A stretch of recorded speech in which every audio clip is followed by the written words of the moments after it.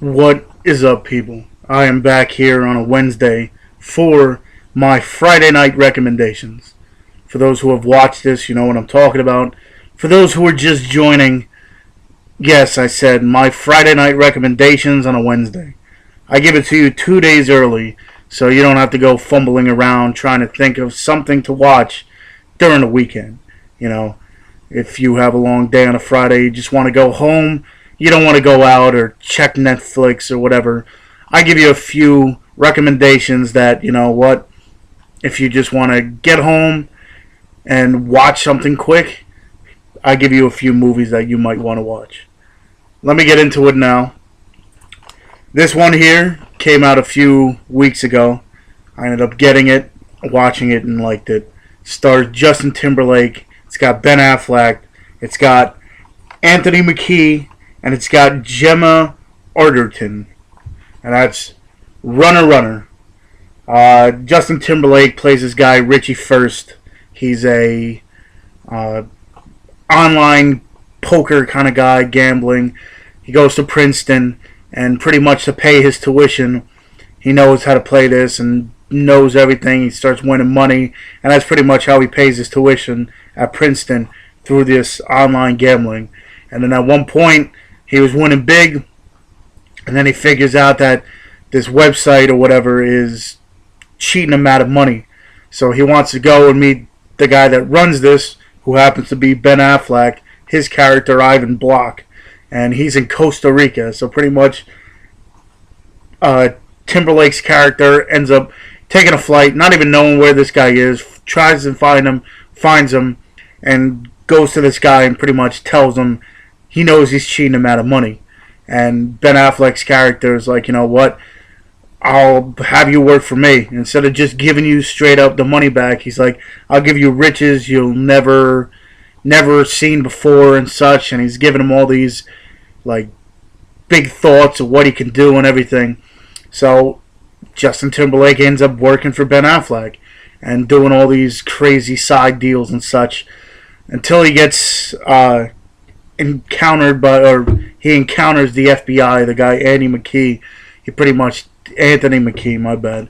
He ends up talking to Justin Timberlake, saying he knows this whole thing's a scam and such. Timberlake doesn't want to believe it at first, but then as he's doing more and more stuff, he sees all the bad stuff that's behind this whole thing. And pretty much at the end, everything's trying to come together to take down this Ivan Block guy, Ben Affleck's character.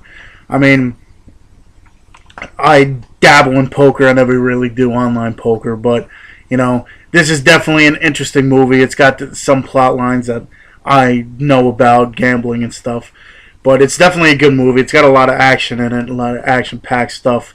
So that's Runner Runner. That's one of the ones you should watch. I give that probably out of 9.5. I'd probably give it a good 7.5 maybe. This one here, it was supposed to be a comedy. It was all right. It had its funny parts, but it wasn't really like hilarious or anything. I remember seeing previews for it, and I never went to go see it, and then it just kind of disappeared. I didn't really hear too many people talk about it. I picked it up for a good price. I ended up watching it last night, and it actually is a pretty good movie. Like I said, it's supposed to be a comedy. It's not hilarious. There's brief parts that are funny, but it's nothing that'll keep you laughing the whole time. But overall, it's a good movie. It's got Steve Carell, Steve Buscemi, Olivia Wilde, Jim Carrey, and Alan Arkin. And that's the incredible Burt Wonderlust. Pretty much this whole movie's about magic. Steve Carell's character in the beginning is young. He's pretty much picked on all the time. He ends up picking up magic and becoming friends with Steve Buscemi's character at a young age. And they pretty much become like a magic act. And then fast forward many years, and they pretty much end up being in Las Vegas at one of the casinos. And actually, James Gandolfini's in here, one of his last roles before he passed away. He runs the casino that they're at. Pretty much, eventually, Jim Carrey's character comes into play, and he's pretty much like a Chris Angel kind of deal, like a mind freak. Instead of doing actual magic, he starts doing all these like feats of like hurting himself and such, and pulls a card from his face. So pretty much that his act starts getting bigger and bigger, and Steve Buscemi and Steve Carell's act starts dying down. You see the people, the audience start leaving, and pretty much the whole act goes awry, and they end up closing the act. Them two break up and such, and Steve Carell has to take jobs doing little nursing home things where he does acting there, and he ends up running into one of the magicians that he idolized when he was younger, and pretty much he figures out that he lost his whole magic. Like in the beginning, he loved magic, so that's why the acts were getting big and big and big, and as you do it for so many years, you kind of lose the love for it, and he ends up getting it back, and at the end, James Gandolfini's character is opening a new, bigger resort or hotel, and he wants one headliner for 5 years, so pretty much Jim Carrey's character and Steve Carell and Steve Buscemi's character go head to head to see who wins an act and everything. Like I said, it's supposed to be a comedy. There's some funny parts, I guess, but it's not really hilarious. But overall, it's a really, I think it's a good movie. I watched it and I was very pleased. I didn't go into it looking like it was going to be the funniest thing I've ever seen. But, you know, Steve Carell, he's definitely a funny guy. Buscemi has his parts. But overall, it wasn't hilarious. I'd put this still up there, though. I'd put it a 7.5. Definitely a watch. I'd say if you can find it, watch it. This last one here is an old school. I think it came out in 2000, 2001, around that time. It stars Robert Redford. It stars James Gandolfini too. It's got who else is in this? Mark Ruffalo's in it, and Delroy Lindo. And it's The Last Castle.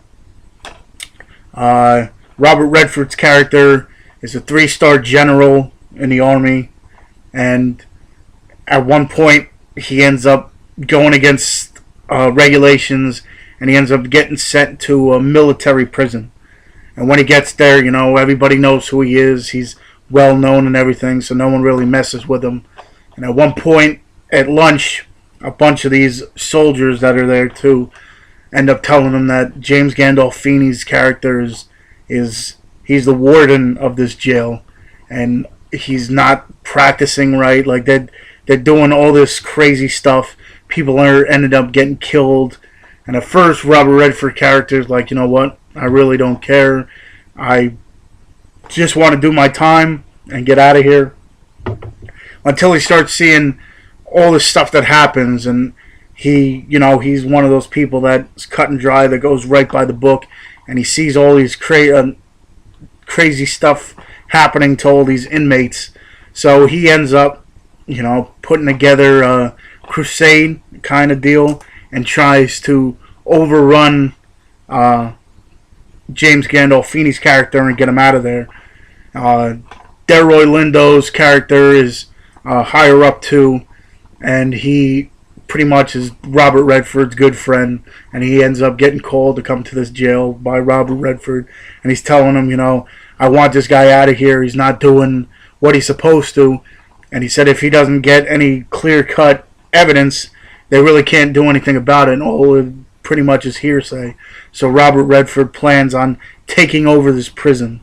I mean, it's definitely one of my favorite movies.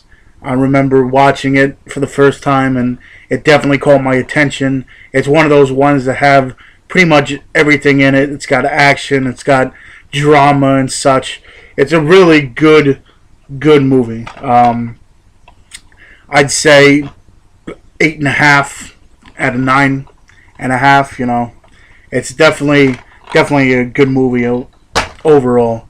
Like I say, those are 3 movies there. If you're more into the horror genre, if you're more a scary movie kind of person on a Friday night, you want to be scared, I have my Terror Tuesdays that I do.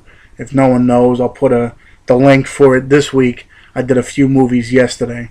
So, if you agree with some of my recommendations, if you are going to end up watching some of these, let me know. Like the comment or like this video. Leave me comments on the bottom. Subscribe. That's a good thing to do. But, if you have any movies you want me to review, leave me a personal message or whatever. Like I say, I got a fan page on Facebook. I got a group page on Facebook. I got a Twitter. So I'll leave those links down in the bottom. And I guess until next time, I'll see you.